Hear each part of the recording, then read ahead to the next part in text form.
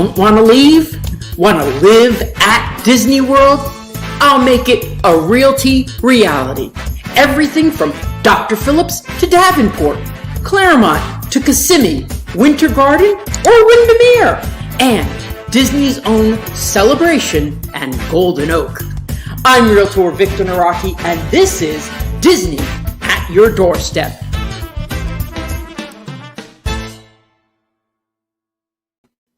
Hey! I do have to say myself, I love my intro.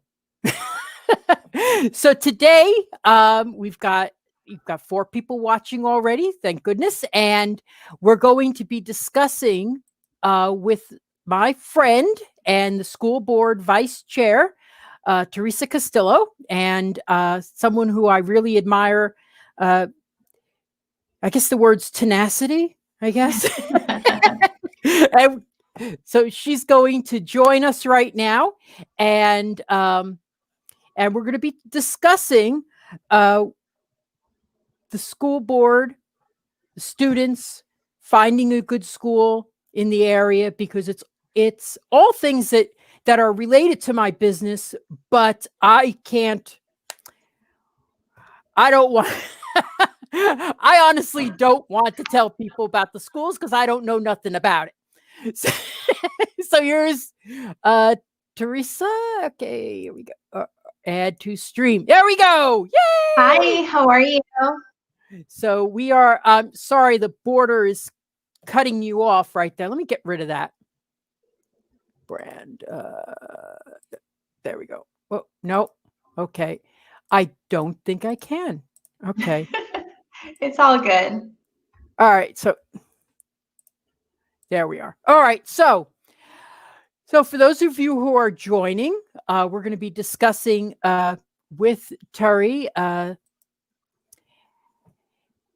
the school board in Osceola County. You are the school board vice chair for Osceola County. And I'm going to tell everybody how I met Teresa, because it was actually, I always think it's very funny. So we're at a party. She was introducing herself. She had done a couple of speeches before that I had seen. And someone came up to her and goes, "Oh, I know who's running against you." And she goes, "Oh no, he found a home in Orange County. He's out of the race. There's only 2 of us." And I went, "Yeah, and I sold him that house." Yes, I remember that. For the first time, I felt like a powerhouse realtor. It's like, yeah, I sold him, and I sold the other people too. I sold everybody in this town. So the reason I wanted you here is because as a realtor, I think, the quality of the schools are very important, not only when you have kids in the school, of course, but for, because, it affects the property value of the home as well. So I tell people when I say, they say, "Oh, it doesn't matter, I don't have kids in the school." And I go, "No, it does. It affects your property value too." So it's a nice plus, even if you're not involved with the school at all. And recently I've been selling, I'm talking too much and I'll shut up. No, you're fine. Recently I've been selling a lot of teachers, and and I see their passion for education, and it's something that I recognized in you immediately when I met you. So, Terry, Yes. I'm going to ask you. I met you 3 years ago. Mm-hmm. About a year later, you got the position. You were elected in a very fair and balanced election. Nobody asked for a recount. And what has been your impressions? What have you been surprised about since you started? Well, a lot of things didn't surprise me, because before I even thought about running for office, I wanted to do my research and I wanted to really understand what a school board member did, which incidentally is not what people think I do, right?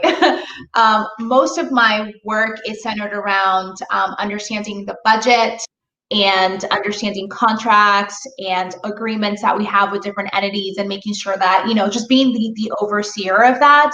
And of course, our strategic plan is very important as well. But one of the things that I think surprised me just with the level of understanding, not that I didn't know this was going to happen, but how involved it was really understanding state legislature very well.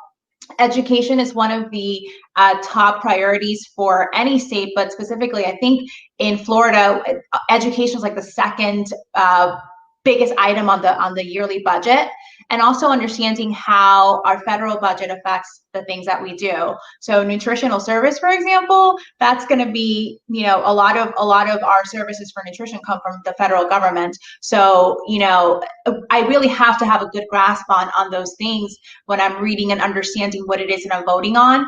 And especially now that I've started to kind of expand my influence, I'm also part of the legislative committee for the Florida School Board Association. So again, diving even deeper into the legislative process, and I love it, but it's definitely surprising how much that affects our local decisions here. So that I actually had no idea what you guys do, but it's very, by the way, how many kids go into the actual Osceola County school system? We have 70,000 students that we serve in Osceola County. 70,000? Yes. Wow. But what's going now that with COVID and so many kids not being able to go into school, how have they, they had to implement at-home learning pretty quickly. Yes. So in March, at the beginning of the pandemic, I think we may have had just a couple of weeks to really ramp up the digital learning aspect of it. And that's really challenging. Osceola County is it's a great place to live, but in some areas of the county, there's a lot of students who may not have had access to computers and the internet and things like that. So, those 2 weeks where we had to move everything to digital learning were really taxing, but we learned a lot from that. And so when we came back for the new year, we had a pretty solid plan for students to take classes digitally. Still very, it's very involved, and parents and teachers and students are doing an amazing job with the change, but it is not the same as coming to class face to face. Yeah, well, I got to tell you, if that was me doing, I see the little things where, all the students' pictures are up there. Mine would be be right back. The team's pictures. Yeah, be right back. Gee, Victor, you haven't moved in like 20 minutes. Oh, it's a picture, I think you might find some interesting ways to be in class without actually being in class, but our teachers are very good at, asking questions and making sure that everybody's engaged. No, so right now, Connie's asking how many, Hi, Connie. Connie is asking how many students are actually, it's not everybody, like the class size is reduced? No, it's not everybody. So at the beginning of this school year, when we implemented the Ready, Set, Start project, it was about 50-50. So we had 50% of our students going to school face-to-face, 50% of our students were doing digital. In the spring, that actually changed remarkably. We have 70% of our student population is back in class face-to-face, and really? 30% are on digital learning. Well, I would think like going to gym and the classrooms being very small, and I would think it would be fraught with COVID. When I see, I know so many people who have it and have passed, and So yes, you would think, but we have implemented very strict rules. So the Good. mask wearing is non-negotiable. It's non-negotiable. You're going to wear a Good. mask from the moment you step out of your car, or not even the bus. In the bus, you're going to be wearing the mask as well, to the moment you get home. That is non-negotiable. The cleaning aspect Oh, has ramped up, and all of hold that. on. In fact, the infection rate within the school system has been, I don't have the numbers for now, and I'm sure that has jumped up because of the holidays, but before the holidays, the infection rate in the schools was less than 1%. Okay. Well, that's good to hear. I guess. Yeah, my daughter goes to school face to face, so I'm like, Yeah. put your mask on. You cannot. Yeah. Now, so a lot of my customers will ask me, how do they find out uh what the school is, how their school that they're going to in the area is performing? Because I don't even I don't even answer the question of um um yeah, I don't even answer the question of what school you're going to go to, Right. Yeah, because you mean. I'm liable if I got some misinformation somewhere. I Right. will call and try, but um how do they find out, the best way to research the school in the area? So there's a couple of different ways to do it. If you want to just do like a cursory, like temperature check with the parents, I know a lot of the schools have parent groups. So celebration parents, the not the parents, but the parent association has their Facebook group. Westside K8 has their Facebook group too. That's a temperature check, but the way that you really understand how the school is performing, as in what the standards are for Florida, I would say going specifically to the Department of Education, and all of the schools are rated on there. So it tells you what the specific school that your child is going to be zoned for is rated. And then on top of that, if you're a real nerd like myself, it actually gives you like what they graded in the specific metrics. So the formula for school grades, right, which is one, and I would say that's one of the ways to find out how your school is performing. It is not the entire story. I mean, schools can be amazing, have a great culture, have really dedicated teachers, incredible parents, and then their performance in the standards are, not an A, but that's because of a lot of different factors. But with regards to how the schools are graded according to the state of Florida, they're looking at assessments, and specifically math, science, English, and social studies for all schools. And then in addition to that, the acceleration rate. So for middle schools, for example, they're going to be looking at how many students in middle school took classes that are at a higher level, like a high school level, and how did they perform, as Okay. well as, yeah, exactly. So it's kind of like seeing how the kids are able to take those difficult courses. And the same thing in high school. How many students, the graduation rate is important too, but how many of those students who graduated within that cohort took AP classes, took Valencia courses, dual enrolled. So all of that goes into consideration for grading a school. I took a tour of Windermere High School once, a Yes. couple of years ago. It's not your county, but I was surprised. I mean, I just felt like I was in a whole different world than when I went to school. I mean, one of the Yeah. things was I hated gym class. I didn't like hearing, "Oh, we're going to do this today." And I'm like, "I don't want to, oh God." But now I mean, I couldn't believe it. They said, "What do you like to do?" Okay, that's what you're going to do. If you like to do, this type of sports, why not do that all day? Why do you have to do something else? And I was like going, God, I wish I had my time machine. I'd go Yeah. back, get myself from the 60s, pull, come up here, I'd be real happy.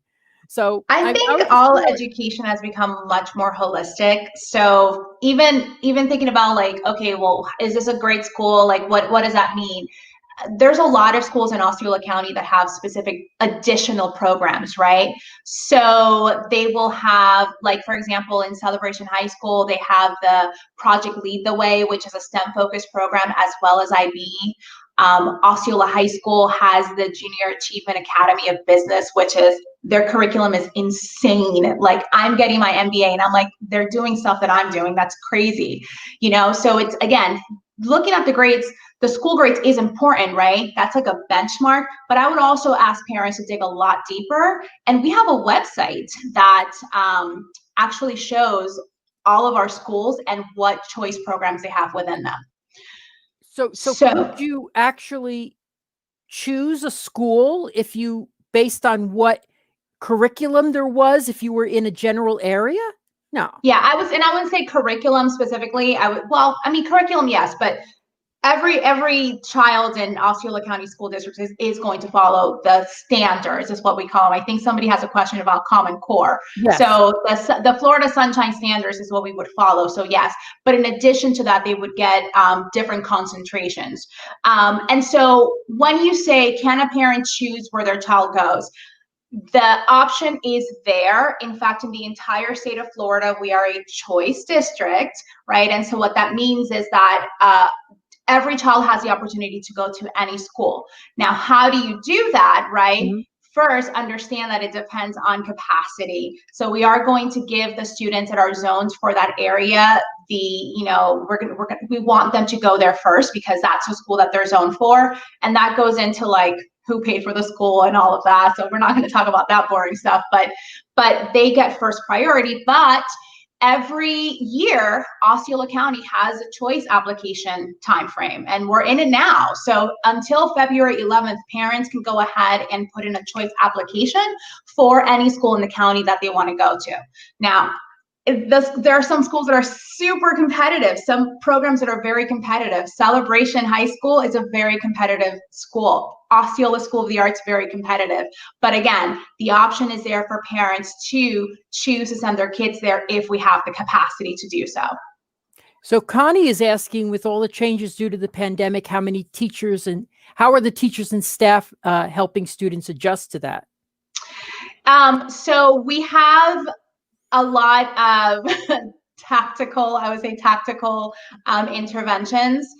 It depends on the students. I will tell you, let me just use the digital learners, for example. We've had some challenges, as to be expected, with our digital learners. Just like you said at the beginning, you're like, I'm gonna go get a cup of coffee and pretend I'm in class, right? And that's not what we want. We want our kids to be fully engaged. So we've definitely implemented calling the parents, making sure the parents are engaged, helping the kids kind of to transition to the digital learning platform, which has been difficult for everyone, not just for our students, but for teachers as well. So we're intervening in that sense.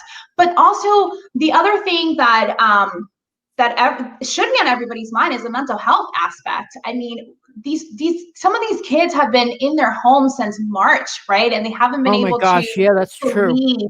So we do have some interventions when it comes to mental health, and on our websites we have links to make sure that the kids are able to speak to someone if they need to. Our staff is also, they're trained to kind of notice certain things and then refer them to mental health specialists. So we're trying really hard to kind of look at the whole child. The grades are very important, of course, but also how are you doing mentally? How's that side of things going? Yeah, and Alyssa and Neal, who are my teacher customers who purchase, they're asking how have the teachers reacted to, I guess, less students in the classroom. I mean, I would say that is, but I would do you have you have maybe half the students or 70% of the students in the class, mm-hmm. and then there's other ones who are watching remotely?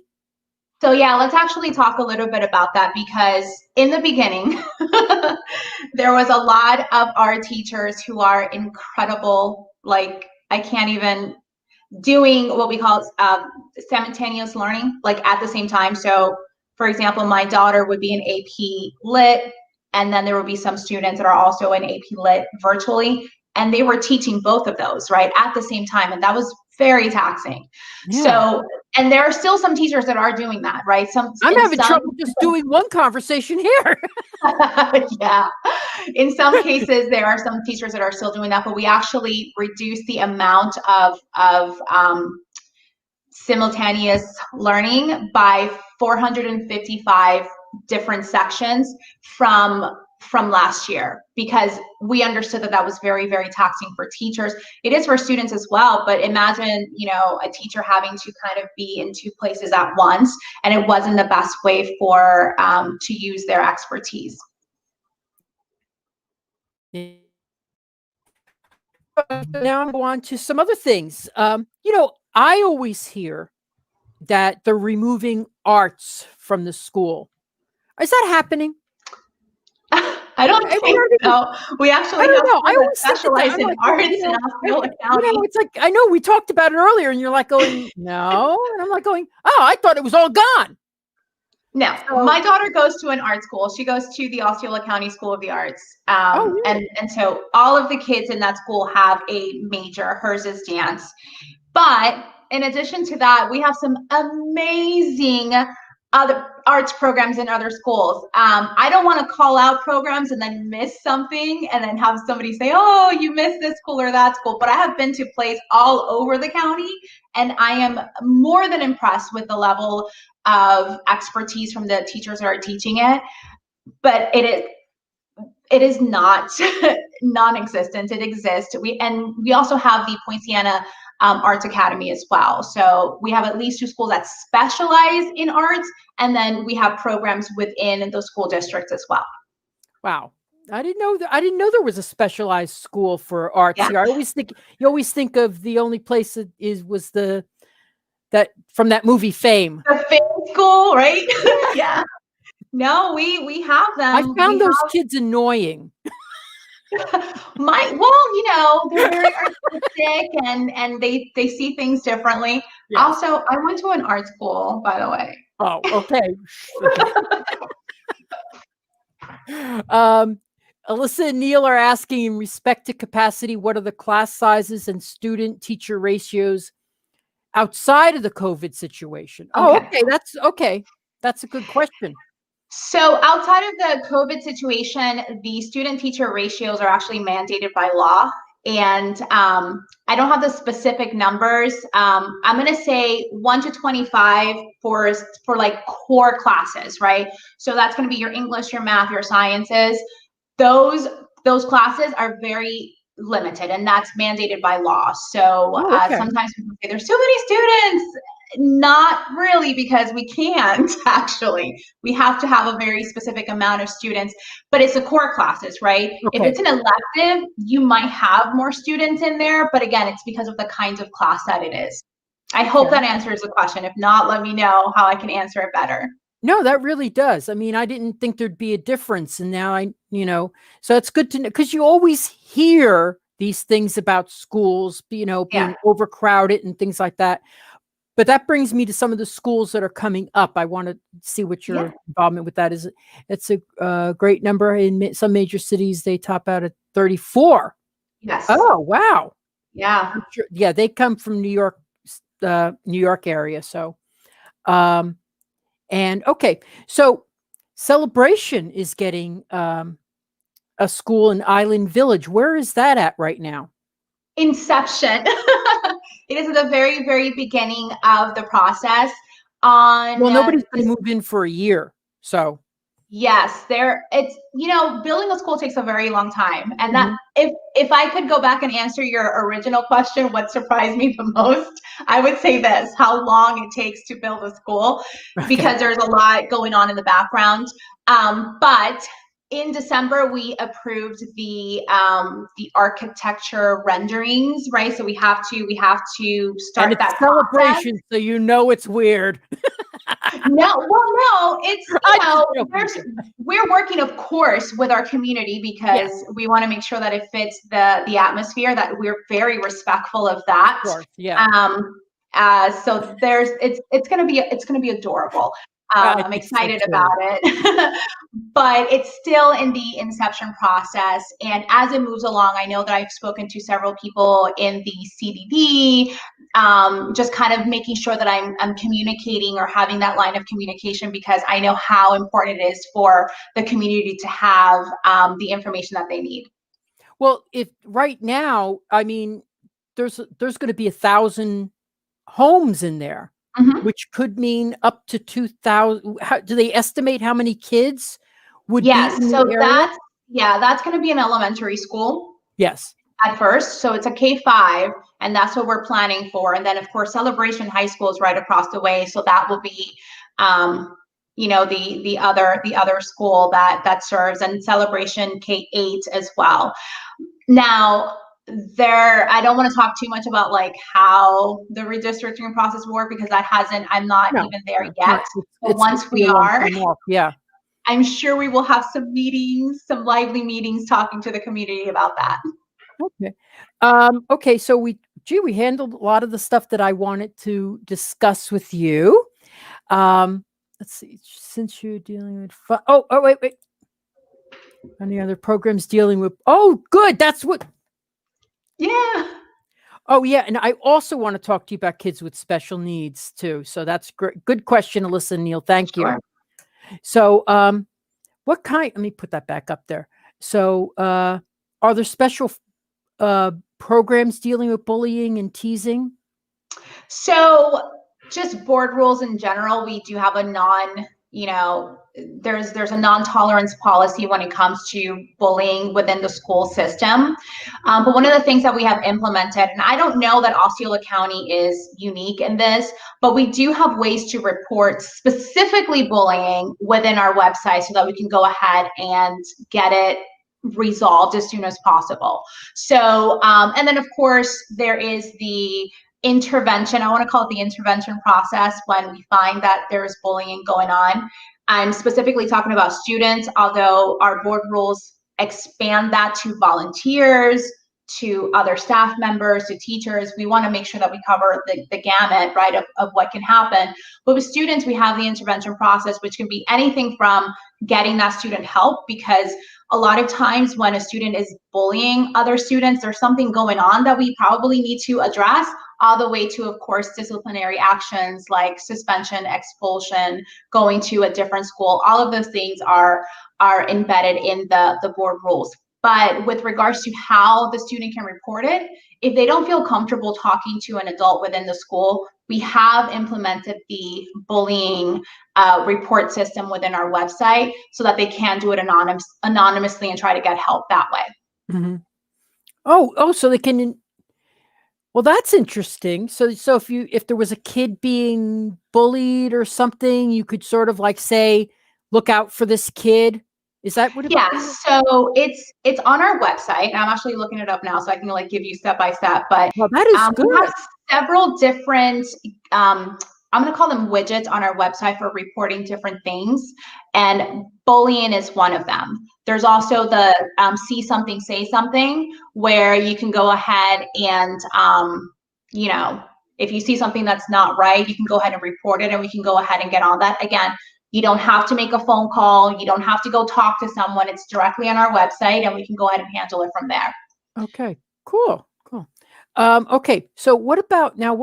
Are there any new programs coming out or things that are being developed or that you could talk about? Yeah, so the Poinciana Business Academy just opened this year. So really Wait, hold on. excited Okay. about that. In general, Osceola County, and this is something that I really want to talk about with people who may not know, right? Osceola County has a gamut of different programs, specialization programs, so that our students can start about what they want to do in the future, right? So the Poinciana Business Academy just opened up this year at Poinciana High School. So it's in a wing of Poinciana, and Oh that's my God, our I think I just newest drove. program. I think I just drove by it. Yeah. In a big like building. Yeah. I just drove by it the other day. I was like, Yes, "Oh, that's what's brand that?" new. Okay, that's a whole And big building. yeah, so again, trying to kind of give our students a mixture of disciplines, right? So we have business in Poinciana. We also have the JA Academy in OHS, IB in Celebration. We have arts programs. If your child is really into STEM, we have Neo City Academy. So we have a lot of different programs that our students can take advantage of to kind of help them figure out, like, what is it that I'm interested in? What do I want to do once I leave Osceola County School District? Yeah. I think there was another question I flash and then it went away.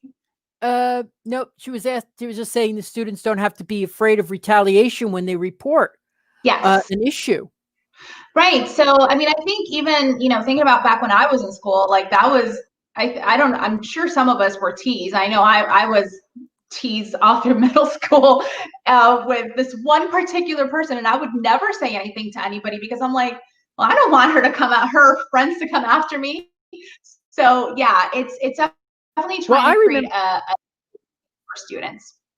Yeah. Well, I remember, when I was in school, there was a kid who took a pencil, put a pin in the eraser part so it was sticking out, and he was Oh, walking around jabbing people. Now, of course, you'd be spreading and it's like, well, now you realize that kid must have had some real problems at home. right. But there was, what are you going to do? Report him?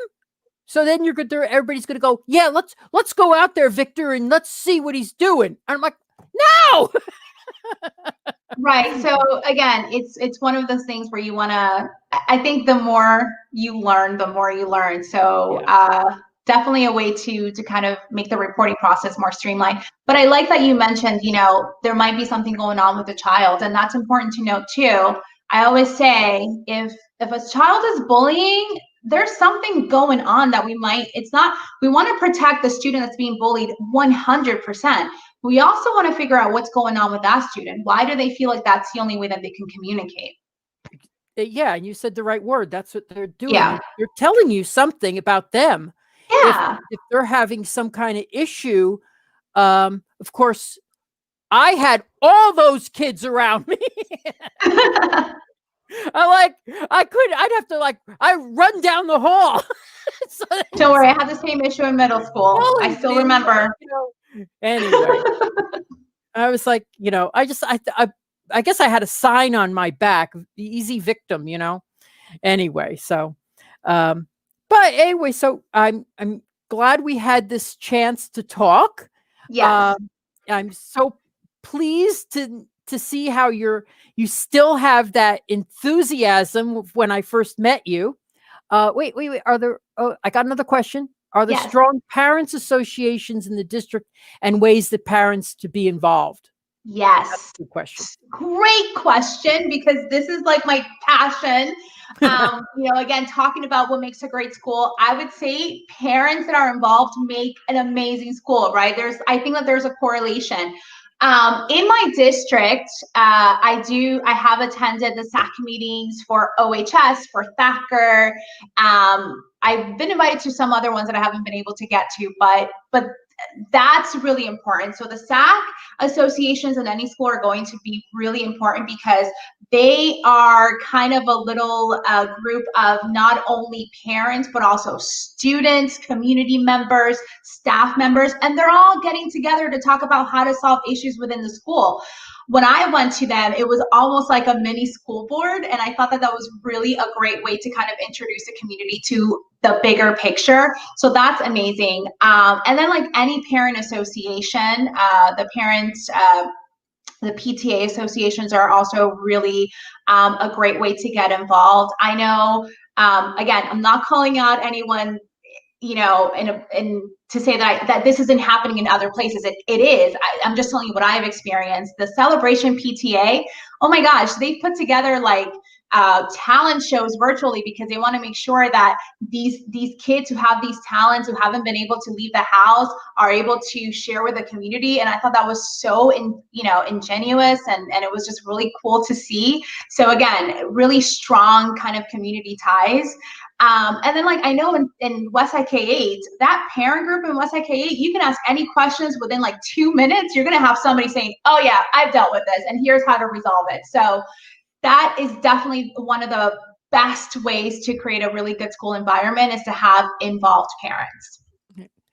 Well, sometimes I find that the areas, we've got a lot of certain sections that have a lot of short-term rentals, and I just say, sometimes I say, well, I think the parents just aren't invested in the school, and that's why the ratings are not so great because there's nobody contributing um, to the school system because they don't feel like they're going to be there next year.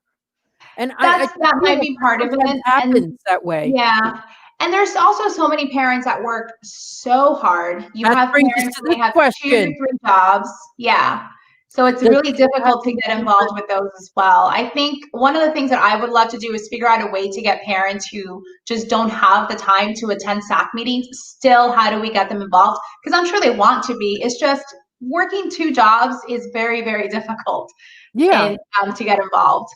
Yeah. Does the school have program for before and after care for working parents? Yes, there is. Those are don't quote me on this. I do know that we have before and after school programs. I think we may, like during the pandemic, there was an issue with them, so we may have had to cut some of those programs. But I know that the schools do have them.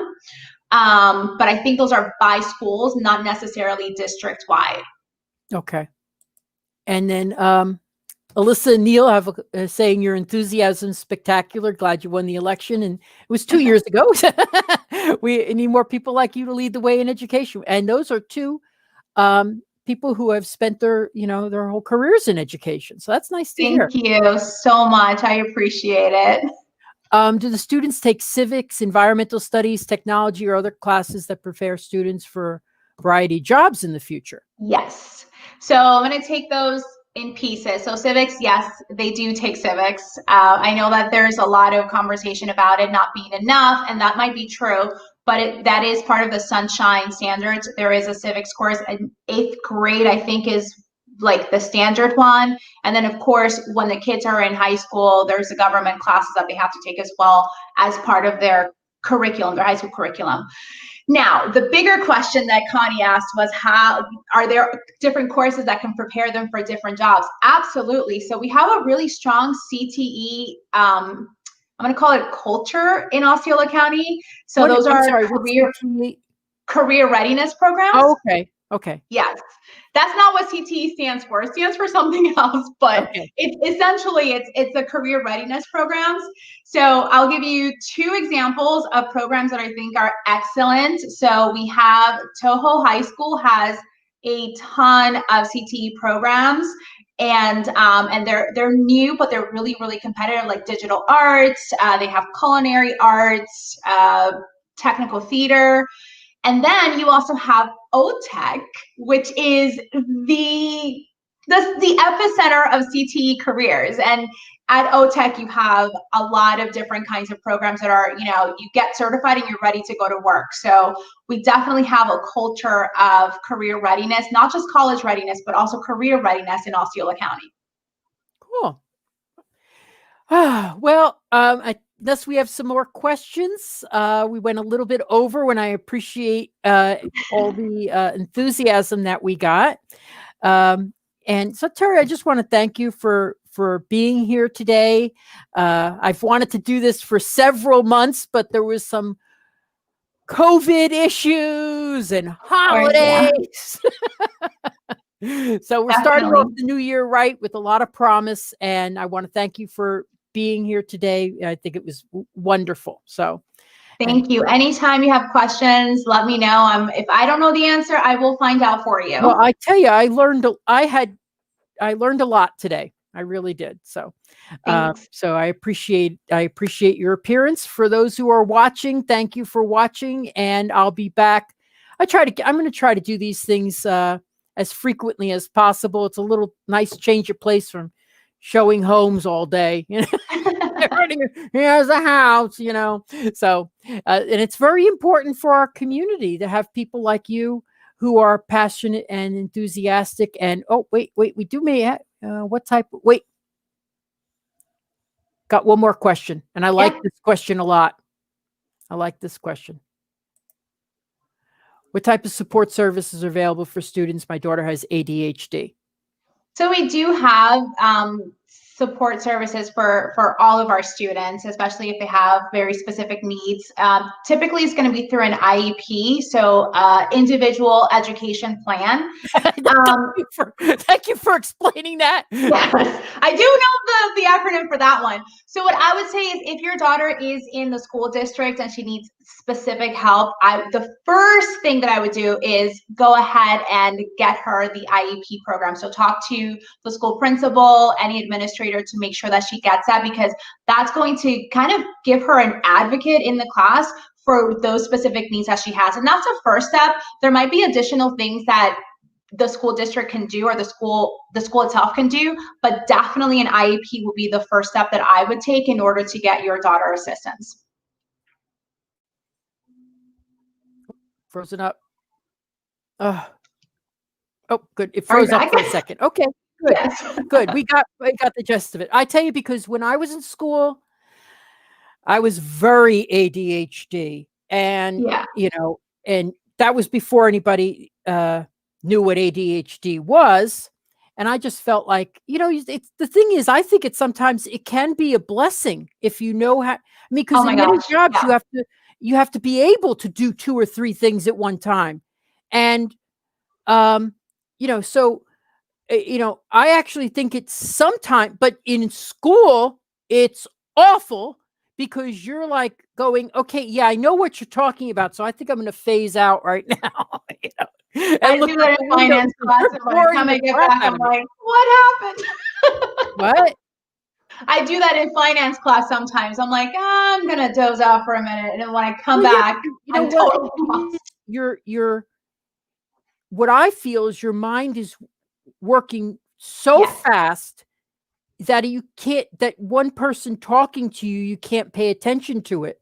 So it's like I have to be doing something else to do something else at the same time. And people tell me I'll be on the phone with them and they're like going, what are you doing? And you're not listening to me. And I'm like going, no, I heard exactly what you said. I repeat the whole thing. I also am washing dishes and playing with the cat. You're probably a tactile learner, kinesthetic learner. You need something in your hands. Yeah, you got to do. Sometimes you have to do something else too. This will be the last question, but just curious: is there technology available to the teachers and students in the classroom? I'm gonna just do a blanket yes, without knowing like specifically what, like when it comes to computers and things like that. Depends on the school, right? The schools have their own budgets as well. So it's not like there's a district budget and then it goes into a school budget as well. Mm-hmm. I will say that, don't quote me on this, but I think that we are going 1-to-1 for 3rd graders. So having them have a device that they can go ahead and use is one. We want to be a 1-to-1 district. We're just not there yet, but we're going to start with the little ones first.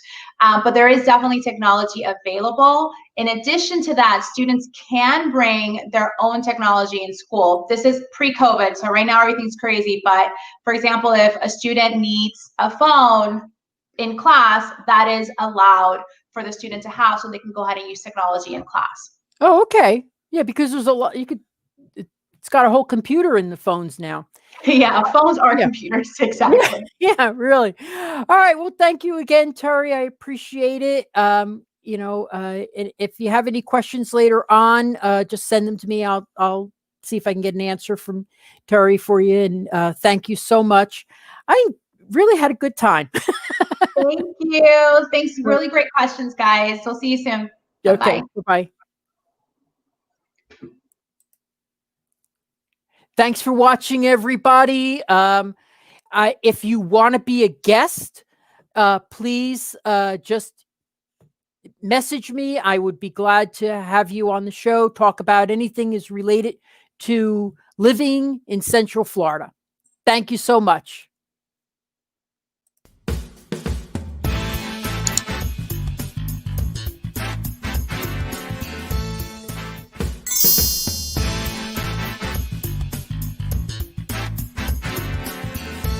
Making the dream of a Disney lifestyle a reality. I'm Victor Naraki. Contact me on Facebook at Naraki Realtor or my website, celebratingflorida.com. Thanks for watching Disney at your doorstep.